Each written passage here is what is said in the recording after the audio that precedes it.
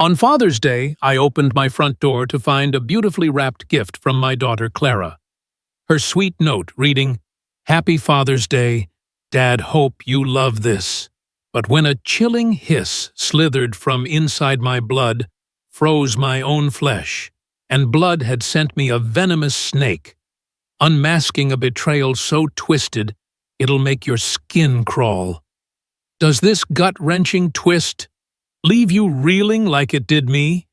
Smash that like button, share this story with everyone you know, and subscribe to uncover the shocking truth behind my daughter's betrayal. I'm Edward Harper, just a regular 66-year-old guy sipping cold coffee on my porch when a strange car slowed by our suburban house, too slow for my liking. It's Father's Day morning, and I'm trying to enjoy the sun filtering through Margaret's herb garden newspaper, open to the sports section, but I'm not reading a damn word. My mind's stuck on my daughter Clara and her husband Daniel, who've been bleeding me dry with their money troubles. Last month, Clara swore she needed cash for Liam's doctor bill, but I found out it went to Daniel's poker game. I keep thinking, how did it come to this? Me, a guy who worked 40 years at the factory, missing dinners and vacations just to give Clara a good life, now wondering if I'll ever get a moment's peace. Margaret's in the kitchen humming our old wedding song, her smile still making my heart skip after 38 years. She steps out, squeezes my hand, and teases, "Hey, old man, it's your day. Stop brooding." But her voice cracks slightly as she adds, "I keep hoping Clara will come back to us, Ed." She reminds me of that night we snuck out to the lake on our 10th anniversary, laughing like kids. It's these moments that keep us strong, a reminder we built something worth protecting. But Clara's calls for cash, rent car payments. Daniel's gambling debts are like a dark cloud over us. Then my phone buzzes, snapping me out of it. A text from an unknown number. "Happy Father's Day, Dad. A special gift is on its way." My stomach twists. I want to believe it's Clara, maybe trying to make things right, but the words feel cold, like a stranger's voice. What kind of gift? I think, my unease growing. Margaret sees my face and frowns. "What's wrong, Ed?" she asks, her eyes lingering on the screen. "Probably just a friend pulling your leg," she says, but her grip tightens, and I know she's as unsettled as I am. I take a deep breath, push the phone away, and grab her hand. "You're right," I say, forcing a grin. "Let's make today count. I want to focus on us, on this life we've carved out together, not let Clara's chaos ruin it." But that text sticks with me like a splinter I can't pull out. Little did I know Clara was about to storm back into our lives, ready to tear everything apart, with a betrayal so twisted it'd change us forever. The evening before Father's Day, I'm still rattled by that creepy text about a special gift sitting in our cozy living room, trying to shake the unease from my bones. The doorbell jolts me like a fire alarm, Clara and Daniel showing up unannounced, their faces tight with that desperate look I've seen too many times. I figured they'd come begging again, but I didn't expect things to spiral so fast. Clara, my only daughter, who I raised with every ounce of love I had, storms in with Daniel right behind her, his smirk sharp as a knife. I catch him whispering something in her ear, and her eyes harden like he's the one pulling the strings. How did my little girl get here? I keep thinking, my heart heavy with a mix of love and dread. Clara doesn't waste a second. "Dad, we need 50 grand, she says, her voice cold, like I'm a loan officer, not her father. Daniel's in deep with some gambling debts, and we're drowning. Her new designer bag glints under the lamp. Funny how drowning comes with a price tag like that. I lean back, my old joints creaking, and say, Clara, I've bailed you out for years. Rent car payments, your so-called emergencies. I sold my Mustang to cover your wedding. My retirement's not your personal ATM. Her face twists red with fury. You're hoarding money while your grandkids go without. She snaps. You're so selfish. That word selfish hits like a sledgehammer. Selfish. After 40 years of overtime shifts, misdeed birthdays, and scraping by to give her everything. Then she goes for the jugular. If you don't help, you can forget seeing Sophie and Liam again. Margaret's in the doorway, clutching a dish towel, her eyes wide, with that mother's hope that's fading fast. Clara, honey, let's calm down, she says, her voice shaking but gentle. But Clara's rage is a runaway train. She grabs the porcelain coffee mug from our 20th anniversary off the table and hurls it to the floor. It shatters jagged pieces, scattering across the rug we saved up for years ago. You don't care about us, she screams, her voice cracking like the mug. I'm frozen, staring at the wreckage, each shard, like a piece of our family breaking apart. Daniel just sits there, his eyes flicking to the inheritance papers on the side table. That cold, calculating look, screaming trouble. I catch him nudging Clara, like he's egging her on his gambling debts, clearly driving this whole circus. I stand up slow but steady, my voice low and hard. Get out, I say, pointing to the door. This house isn't your bank, and I'm done being played. Clara's eyes flash venomous. You'll regret saying no, Dad.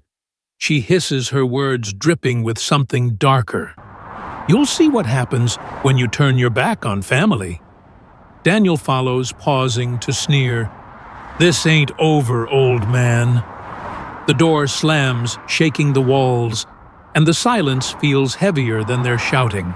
Margaret kneels to pick up the broken mug, her hands trembling, tears welling up. Ed, she's still our girl, she whispers, but her voice breaks, and I know she's hurting as much as I am. I kneel beside her, wrapping my arms around her, our foreheads touching like we did when life was simpler. We'll get through this together, I say, my own hands shaking with anger and grief. How did it come to this? I think Clara's threat, echoing in my head. Little did I know her words. You'll see what happens were a chilling preview of the nightmare waiting for us tomorrow. The silence after Clara and Daniel slammed the door last night hangs heavy like a storm that won't break. I'm back on the porch this Father's Day morning, coffee gone cold again, staring at the street where that strange car slowed by yesterday. I keep thinking, how did my little girl turn into someone who'd smash our anniversary mug and threaten to keep my grandkids away? My heart's still raw from her words. You'll see what happens, and Daniel's sneaky glance at those inheritance papers. I'm trying to shake it off, but it's like a bad dream you can't wake up from. I wander into the living room where the broken pieces of that porcelain mug still lie in a pile we couldn't bear to clean up yet. My eyes drift to the family photo on the mantel, a faded snapshot of Clara at 8, gap-toothed and grinning, sitting on my shoulders at a camping trip. I can still feel her little hands clutching my hair, giggling as I chased away a tiny snake that slithered too close to our tent. You're my hero, Daddy, she'd said, and I promised I'd always keep her safe. I thought that's what fathers did, you know. Bust their backs work, double shifts, give up their dreams so their kids could have everything. But now that Clara feels like a ghost, replaced by someone I don't recognize. I reach for the photo, and that's when I see it. It's face down, the silver frame glinting under the morning light. My gut twists. Did it fall during Clara's tantrum? I pick it up, and there's a smudged fingerprint on the frame too big to be Margaret's. Who the hell did this? I wonder, my pulse picking up. Clara Daniel. Someone else, messing with us.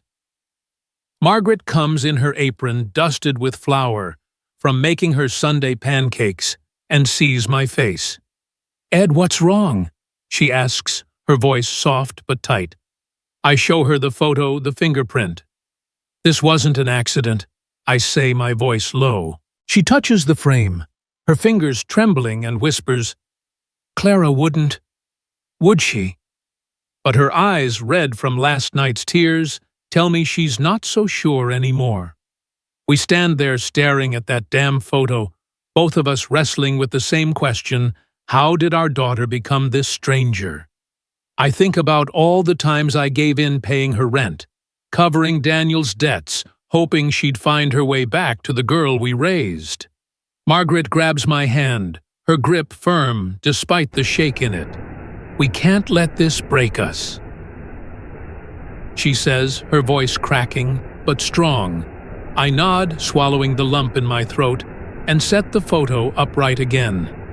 No way I'm letting Clara, or whoever did this, tear down what we've built, I tell myself. I'm done being pushed around. But as I place that photo back on the mantel, a chill runs through me. Clara's threat. "You'll see what happens," echoes in my head, and I can't shake the feeling that something worse is coming. Little did I know that nightmare was already on its way, wrapped in a pretty box, ready to rip our world apart. It's Father's Day morning, and I'm still shaken from last night's blowout with Clara and Daniel, their threats echoing in my head like a bad song on repeat. That damn fingerprint on our family photo, the one I set upright just hours ago, keeps nagging at me. I'm sitting at the kitchen table barely touching my coffee when the rumble of a UPS truck snaps me out of it. I figured it's just some neighbor getting a package. Sunday deliveries aren't cheap, you know. But then the driver heads straight for our door, holding a box wrapped in shiny paper with a bow that screams special. My gut churns, thinking of that creepy text from yesterday. A special gift is on its way. No way this is a coincidence, I tell myself, my hands already clammy. Margaret's at the sink scrubbing dishes, but she freezes when the driver hands me the box. "Who's it from, Ed?" she asks, her voice tight.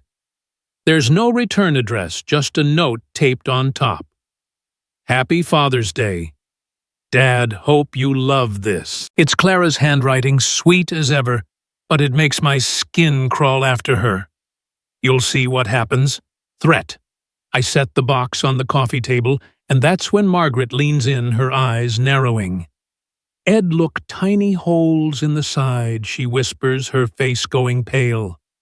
Then we hear it, a faint chilling hiss, like something alive and pissed off. My blood freezes. What the hell is in there? I think my heart hammering so loud I can barely hear Margaret's gasp. I grab my phone and dial 911, my voice shaking as I stammer, "There's a package here, making hissing noises like a snake or something." Margaret's trembling, clutching my arm, but her eyes are sharp, urging me to stay calm. The cops and animal control show up fast, their boots heavy on our porch. A guy in a uniform, Mike, carefully slices the box open, and I swear my heart stops. It's a damn rattlesnake, coiled and ready to strike, its eyes glinting like it knows something we don't. Mike traps it in a carrier cool as ice and says, "This wasn't random. Someone paid big bucks for a venomous snake like this, chosen carefully." His words hit like a gut punch. Who'd do this on Father's Day, I keep thinking. But deep down, Clara's face flashes in my mind. Her rage. Her threat, that damn note in her handwriting. Margaret's still shaking, but she locks eyes with me, her grip on my arm steady now. "We're okay, Ed," she says, her voice low but fierce, like she's willing us to hold it together. I nod, trying to swallow the panic, but I can't shake the thought of Clara. Did she really do this? My own daughter, who I carried on my shoulders, who I promised to protect. The idea feels like a knife twisting in my chest. But I can't ignore it. Not after last night. Not after that fingerprint. I'm torn between fear and fury, wanting to believe it's someone else, anyone else, but the pieces are starting to fit. I pull out my phone and call Tom Reynolds, my old buddy, who used to be a detective. "Tom, I need your help," I say, my voice steadier than I feel. "Someone sent us a snake. A damn rattlesnake. I need to know who." Margaret nods, her eyes still locked on mine, giving me the strength to keep going. Little did I know, this was just the start of a nightmare that'd unravel everything I thought I knew about my family. The rattlesnake's hiss still echoes in my head like a nightmare I can't shake. It's barely an hour since the animal control guy hauled that damn snake out of our living room, and I'm pacing the kitchen coffee, untouched, my hands still shaky from the scare.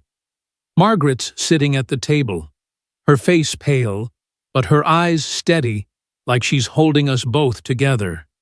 I keep thinking, who the hell sends a venomous snake to their own parents? That note in Clara's handwriting. "Happy Father's Day. Dad, hope you love this," is burned into my brain. But I don't want to believe it's her. Not my Clara, the little girl I carried on my shoulders. But her threat last night. "You'll see what happens," keeps clawing at me, and I'm starting to wonder if I ever really knew her. Tom Reynolds, my old buddy from his detective days, shows up with that no-nonsense look he's had since we were kids. He's poking around the coffee table where the box sat, inspecting the wrapping like it's a crime scene. "Ed, this wasn't cheap," he says, holding up a torn piece of the shipping label. He pulls out his phone, taps a few times, and his face tightens. "Found something. Your credit card's got a charge from Serpent's Den, some exotic pet shop. $200 3 weeks ago." My stomach drops. I remember Clara borrowing my phone last month, saying she needed to set up an app for some bill payment. I thought nothing of it, figured she'd forgotten to log out. But now... Did she use my own card to buy that snake? I think my heart's sinking like a stone. I try to push the thought away, grasping at straws. "Could be Henry Larson," I say, my voice hoarse.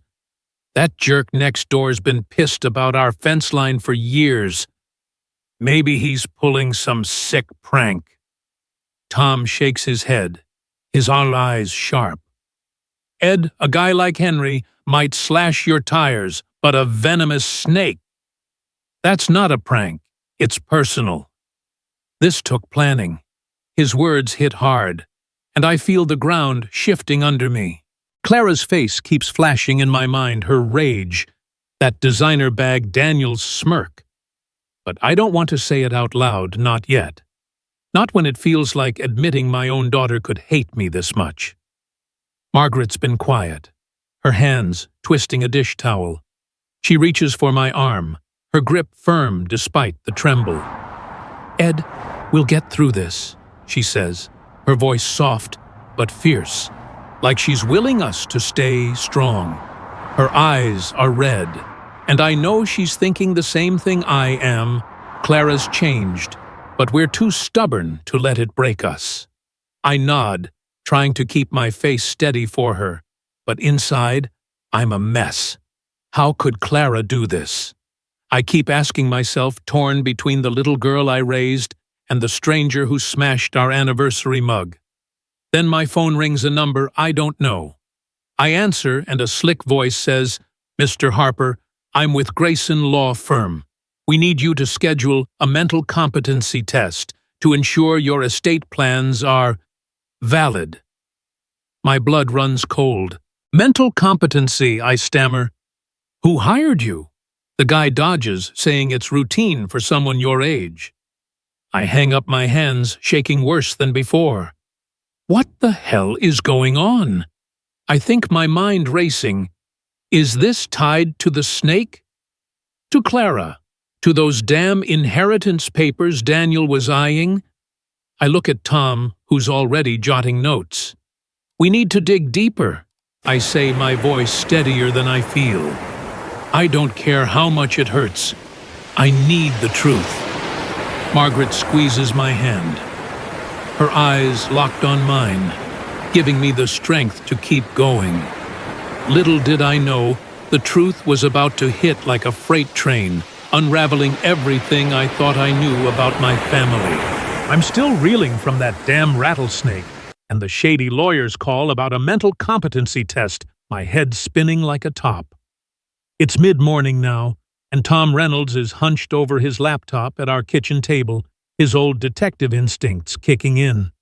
Margaret's brewing coffee, her hands steady but her eyes darting to me every few seconds, like she's afraid I'll crack under the weight of it all. I keep thinking, how did my Clara, my little girl, get tangled up in something this twisted? That note, Happy Father's Day. Dad, hope you love this, and the Serpent's Den, charge on my credit card, are screaming her name. But I'm clinging to a shred of hope. It's not her.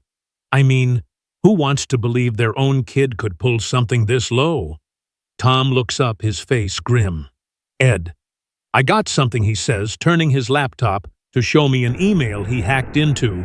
Don't ask me how the guy's still got tricks from his cop days. It's from Daniel to some sleazy lawyer named Grayson, and it's a gut punch. They're plotting to declare me mentally unfit, claiming I've got signs of schizophrenia, to seize control of my estate. Schizophrenia. Me, the guy who's been balancing checkbooks and mowing the lawn for 40 years. My blood boils. But then I see the kicker, Daniel wrote. If the snake doesn't shake him up, we've got a backup plan. Backup plan? I think my heart pounding like a jackhammer. This isn't just a sick prank. It's a calculated move to break me.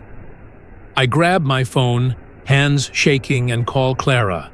I need to hear her voice to know if she's really this far gone. Clara, what do you know about that Father's Day gift? I ask, my voice tight. She pauses too long, then snaps, What are you talking about, Dad? You're losing it. But before I can push, I hear it. Daniel's laugh in the background, that smug, taunting chuckle, like he's loving every second of this. It's like a knife to the gut, confirming what I didn't want to face my own daughter. Sent that snake and Daniel's pulling the strings. Clara. How could you? I choke out. But she hangs up, leaving me staring at a dead line. Little did I know, everything was about to change in a heartbeat. Margaret's beside me now, her hand on my shoulder, tears streaming down her face. Ed, she's not our Clara anymore, she whispers, her voice breaking. I can see the pain in her eyes, the kind only a mother feels when her kid's gone off the rails. Tom fills in the blanks. Clara's drowning in debt, credit cards, loans, Daniel's gambling. He's been pushing her to lean on you.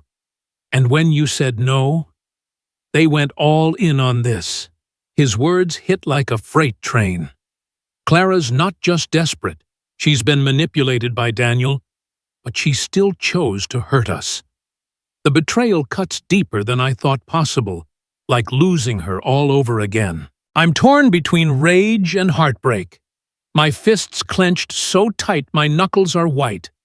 I think about Sophie and Liam, my grandkids caught in the middle of their parents' mess. How could she drag them into this? I wonder, fury bubbling up. Margaret wipes her tears, her grip tightening. We can't let them win, Ed, she says, her voice fierce despite the tremble. We've faced worse together. Remember that flood in '92? We rebuilt then, and we'll do it now. Her words pull me back, reminding me of the life we've fought for, the love that's kept us standing. I turn to Tom, my voice steady despite the storm inside. Dig deeper, I tell him. I need every dirty detail. Then I head to my office, pull up my bank's website, and start cutting Clara off, canceling her access to my credit card, stopping the automatic payments for her rent, her car, her damn gym membership. Each click feels like a brick in a wall I'm building to protect us. No more. I think my anger fueling me. I'm done letting Clara and Daniel play us like pawns. Margaret stands in the doorway, nodding her eyes full of quiet strength. Little did I know, this was just the beginning of a fight that'd test everything we've got. I'm sitting in the living room, my coffee cold as usual, still reeling from the bombshell Tom dropped about Clara and Daniel's plan to declare me nuts and steal my estate. That damn rattlesnake, Clara's handwriting on that note? Daniel's smug laugh, it's all spinning in my head like a bad movie I can't pause. I keep thinking, how did my little girl sink so low? Margaret's across from me, her eyes red from crying over Clara's betrayal, but she's holding it together like she always does. We're both trying to make sense of this mess, but it's like trying to fix a busted engine with no tools. I'm so mad I could punch a wall, but deep down it's the hurt that's killing me knowing my own daughter could do this to us. Margaret gets up to check the mailbox more to keep busy than anything else. She comes back with a small envelope, her hands trembling as she opens it. Ed, it's from Sophie, she says, her voice catching. It's a letter in my granddaughter's messy 8-year-old scrawl, with a crayon drawing of our family. Me, Margaret, Clara, little Liam, and Sophie all holding hands under a big sun. My heart aches just looking at it. Sophie writes, Dear Grandpa and Grandma, I miss you so much. Can I come visit soon? I love you. It's like a warm hug from miles away, and for a moment I can almost hear her giggling like she did last summer in our backyard. But then Margaret reads the last line. Her voice breaking mom says, You're gonna give us a big gift soon. My stomach twists. What the hell? I think my hand's gripping the letter. Is Clara using Sophie to get to me? That line, a big gift, hits like a slap.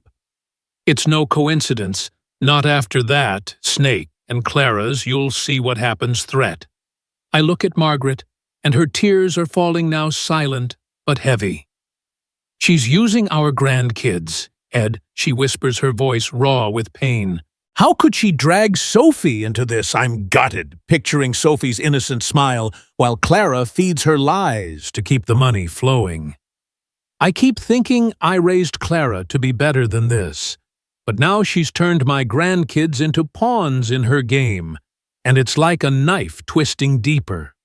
I'm torn between wanting to scream and wanting to hold on to the memory of the Clara who used to draw pictures just like this one. Margaret sets the letter down, her hands shaking, and wraps her arms around me. We have to protect them, Ed, she says, her voice fierce despite the tears. Sophie and Liam, they don't deserve this.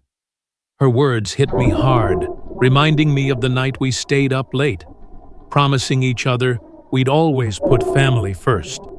I nod my throat tight, feeling her strength pulling me through the fog of hurt. She's right, I think. Clara might have crossed a line, but I'll be damned if I let her mess with Sophie and Liam's future. This isn't just about us anymore. It's about making sure those kids have a shot at something better than their parents' mistakes. I grab my phone and call Laura Bennett, our lawyer who's been with us through thick and thin. Laura, I need to set up a trust for Sophie and Liam. I say, my voice steady despite the storm inside. Something Clara and Daniel can't touch for their education, their future. Margaret squeezes my hand, her eyes shining with pride and pain, like she knows this is the only way to fight back.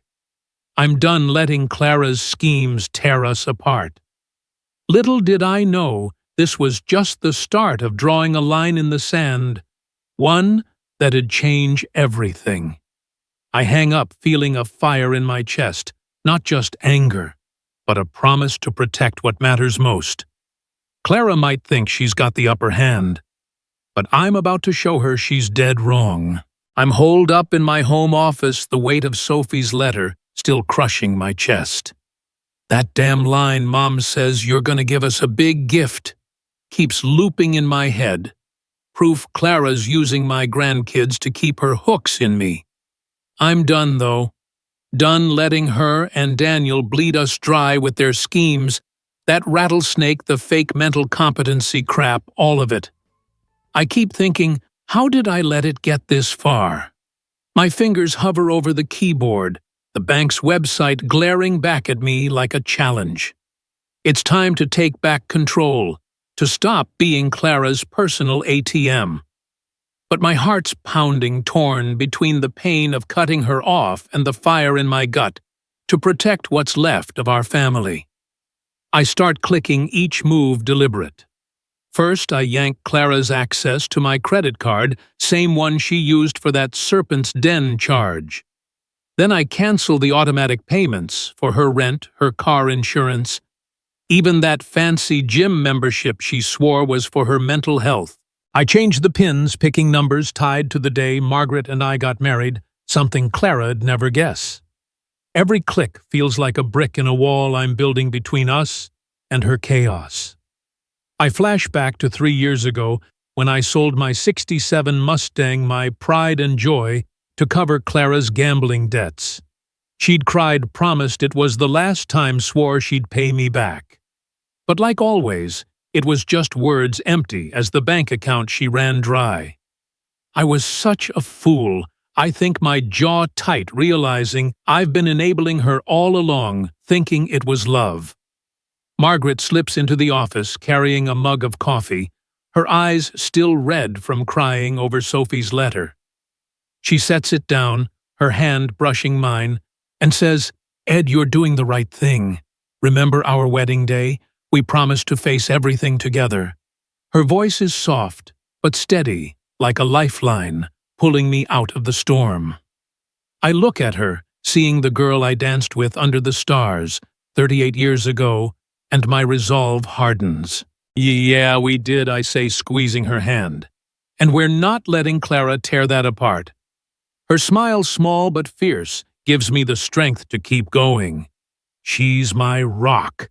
I think grateful for the woman who's stood by me through every damn mess.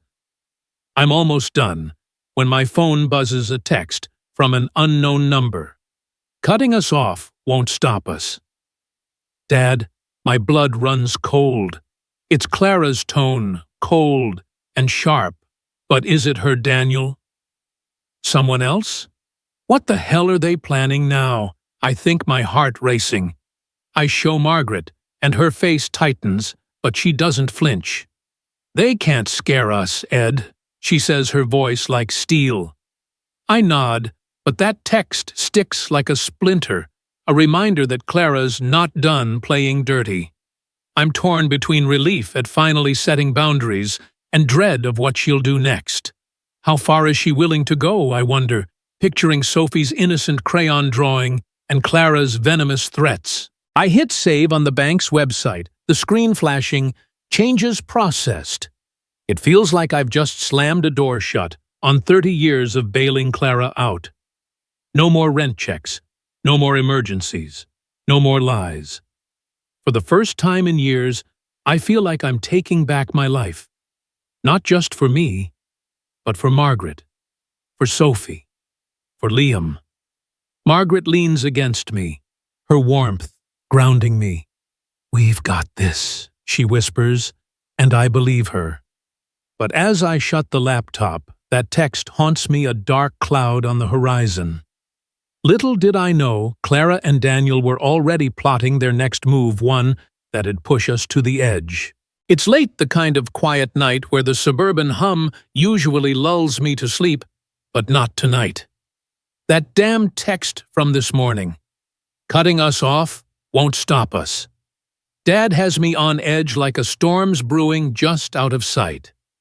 I keep thinking, what the hell are Clara and Daniel cooking up now? A few nights ago, I caught a shadow moving outside our window, too quick to be sure, but it stuck with me like a bad omen. I figured it was just my nerves fried from the rattlesnake and that sleazy lawyer's call, but now I'm not so sure. Margaret's asleep beside me, her breathing soft, but I'm wide awake, every creak in the house sounding like trouble. Around midnight, a faint thud from downstairs jolts me upright, my heart pounding like a drum. I slip out of bed, careful not to wake Margaret, and grab the old baseball bat from under the bed just in case. Creeping down the hall, I hear it again, a muffled clatter from my office. Someone's in the house. I think my blood running cold.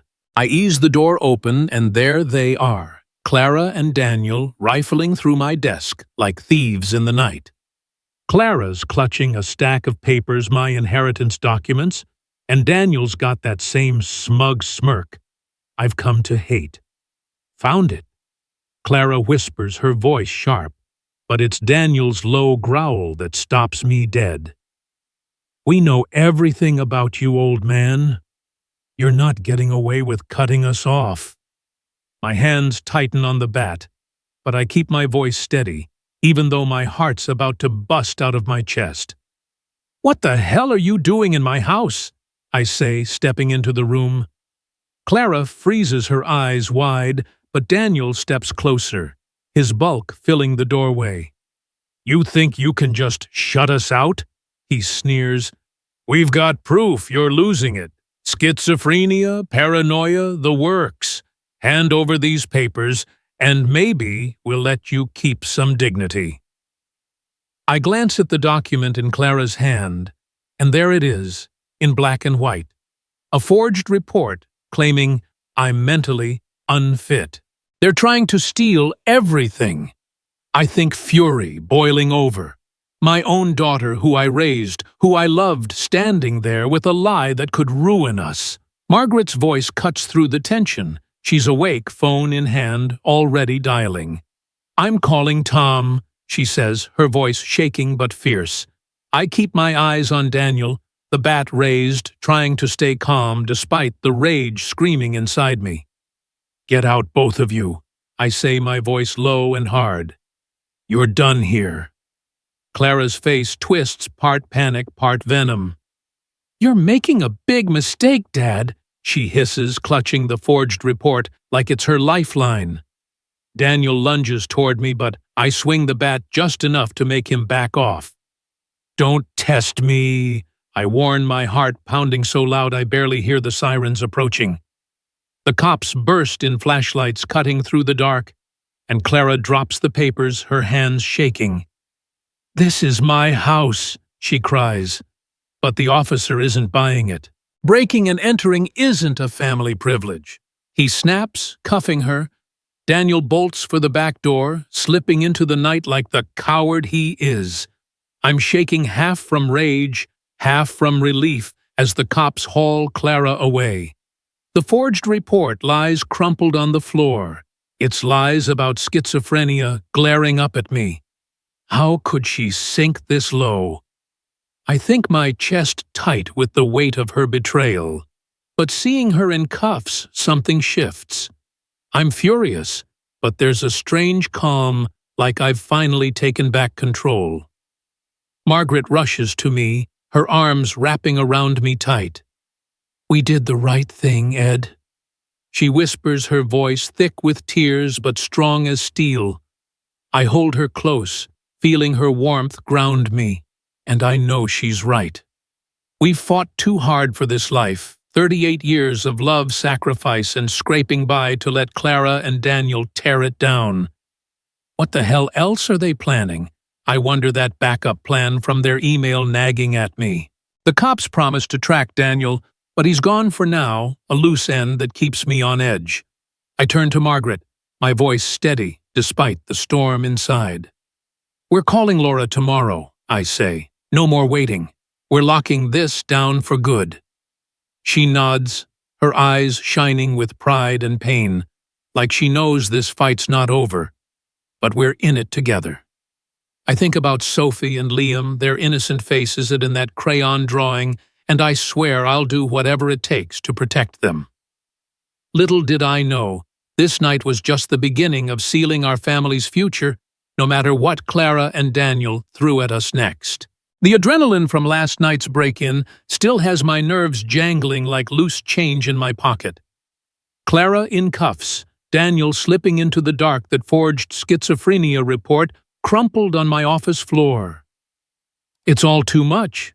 I'm sitting in Laura Bennett's law office downtown, the smell of old books and coffee grounding me as I try to piece my family back together. I keep thinking, how did it come to this?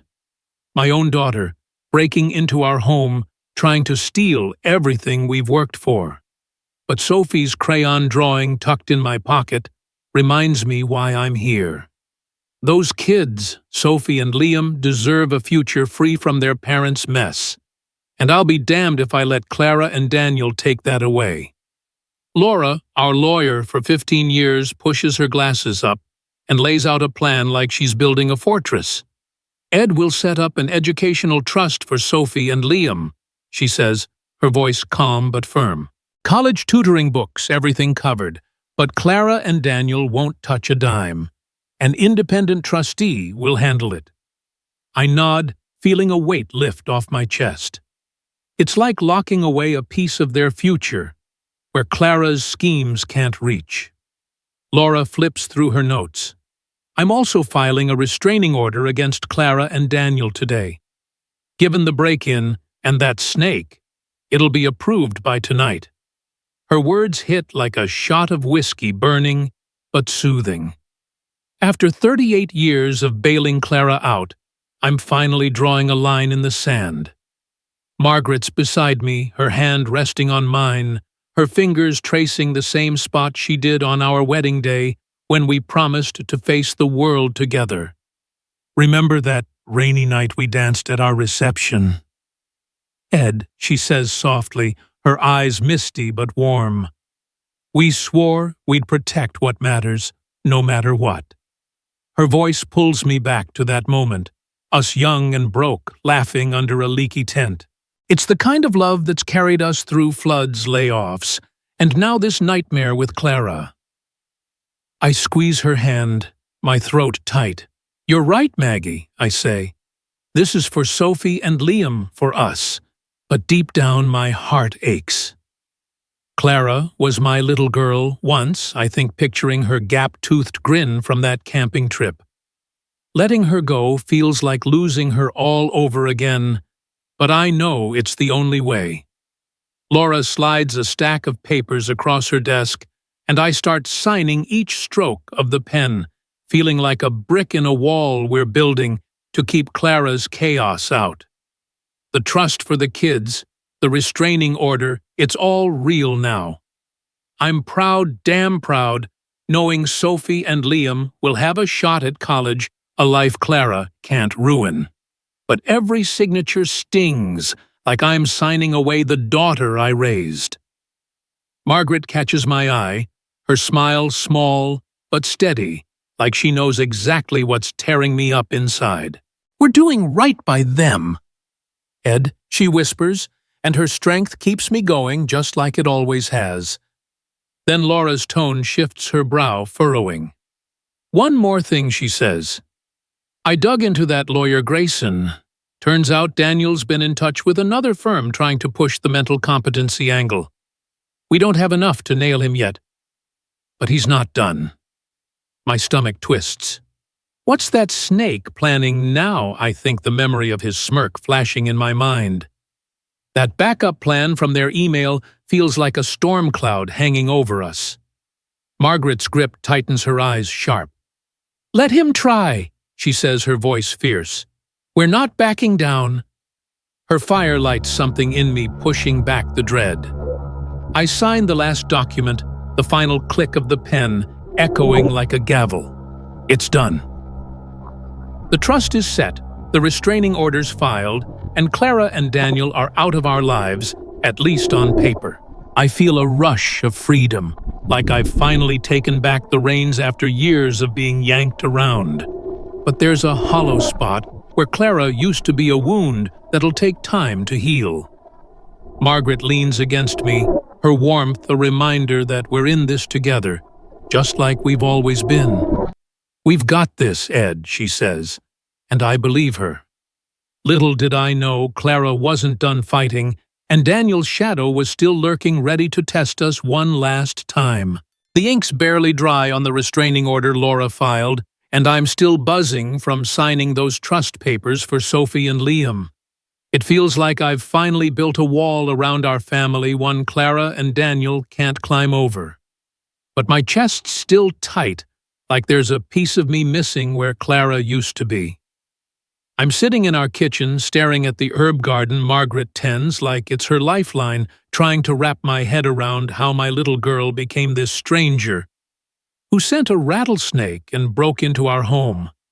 I keep thinking, did I fail her somewhere along the way? That question's been gnawing at me. But the truth is Clara made her choices, and now she's got to face the music. My phone lights up with a text from Clara's number. "You ruined my life." Dad, my heart sinks, but before I can process it, another message pings through on her social media, one of those desperate voicemails. "You think you can just cut me off? I'm your daughter." Her voice is pure venom, and it's like a punch to the gut. How dare she play the victim? I think my hands shaking as I block her number and her profile. Margaret's at the sink, her shoulders stiff, but she doesn't turn around. She knows what's coming. The cops call an hour later, their tone all business. Clara violated the restraining order with those messages, the officer says. She's been formally warned. One more slip, and she's in deeper trouble. I nod, feeling a strange mix of relief and regret. Clara's backed into a corner now, her scheme's crumbling, but it doesn't feel like a win, not when it's my own kid. Tom swings by later, his old detective hat practically glued to his head. "Daniel's gone, Ed," he says, leaning against the counter. "Skipped town after the cops started sniffing around. He's running scared." I should feel good, but my gut twists. Where's he hiding? I think, remembering that slimy lawyer Laura mentioned, the one Daniel's still working with. As if on cue, my phone rings a number I don't know. I answer, and there's a faint chuckle, unmistakably Daniel's, before the line cuts out. My blood runs cold. What the hell is he up to now? I think, my fingers gripping the phone like it's his neck. Margaret catches my look and sets down her coffee, her eyes sharp. He can't touch us anymore. "Ed," she says, her voice steady despite the tears welling up. "We did the right thing." She's right, but it doesn't erase the ache. I pull out Sophie's letter from my pocket, her crayon drawing of our family staring back at me. I think about the Clara who used to draw pictures like this, the one who'd climb into my lap and call me her hero. Where'd she go? I wonder, my throat tight. Margaret slides her hand into mine, her fingers warm and steady. "We chose right, Ed," she says, her voice cracking, but strong. "For Sophie, for Liam, for us." Her words hit like a lifeline, pulling me back from the edge of regret. She's my rock, always has been. And I know we're stronger together than Clara's chaos could ever break. I grab a pen and paper, my hands steadier now, and start writing a letter to Sophie and Liam. "Dear kids," I write, "I'll always be your grandpa, no matter what. I'm saving something special for your future. I promise to be there even if Clara tries to keep them away. It's not much, but it's my way of fighting for them." Little did I know, this letter was the start of finding peace, even as Daniel's shadow lingered in the distance. The kitchen's quiet, now, the kind of peace I haven't felt in years, like the calm after a storm that nearly tore our house down. I'm sitting at the table with Margaret, her herb garden glowing in the late afternoon sun, Sophie's crayon drawing spread out between us.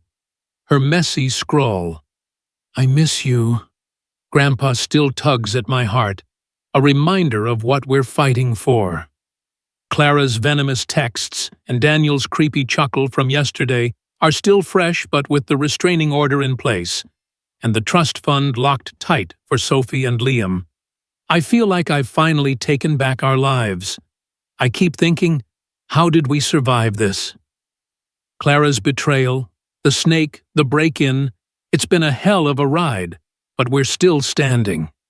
Margaret reaches for my hand, her fingers warm and steady, just like they were 38 years ago when we said our vows under that leaky tent. Ed, remember when we promised to stick together, no matter what she says, her voice soft but full of fire. Her eyes, still a little red from crying over Clara, shine with pride. We kept that promise, didn't we? I nod my throat tight, seeing the girl I fell in love with in her smile. She's my anchor. I think grateful for the woman who's held me up through every damn mess. I pull out a pen and start writing a letter to Sophie and Liam. Dear kids, your grandpa and grandma will always love you. We're saving something special for your future college dreams. Whatever you want. It's my promise to be their rock, even if Clara tries to keep us apart. Each word feels like a step toward healing the wounds she left. I'm just sealing the envelope when my phone buzzes a text from an unknown number. We'll meet again. My stomach twists, and Daniel's smug laugh echoes in my mind. Is he still out there plotting? I think a chill creeping up my spine. I show Margaret, and her jaw tightens, but she doesn't flinch. Let him try, Ed, she says, her voice like steel. We've faced worse and come out stronger. Her words settle me, and I realize I'm not scared anymore. Clara's in a corner, Daniel's on the run, and we've got the law on our side. For the first time in years, I feel like I've won not just against their schemes, but for the life we've built for Sophie and Liam's future. I lean back, looking out at the garden, the neighbors' kids riding bikes down the street. The world moving on like it always does. Little did I know, this fight would show me what really matters. I think squeezing Margaret's hand, the pain of losing Clara still lingers like a bruise that'll take time to fade. But I'm at peace, ready for whatever comes next. Margaret catches my eye, her smile full of that quiet strength that's carried us through 38 years. We eat what good, Ed, she says, and I know she's right. We've protected our grandkids, our love, our life. That text might mean trouble down the road, but I'm not backing down. I've got Margaret, and together we're unstoppable. If this roller coaster of betrayal and redemption hit you right in the feels, smash that like button and share this story with your friends. It's a wild ride worth spreading. Subscribe to catch more gut punch tales that'll keep you hooked, just like Margaret and I held on through the storm.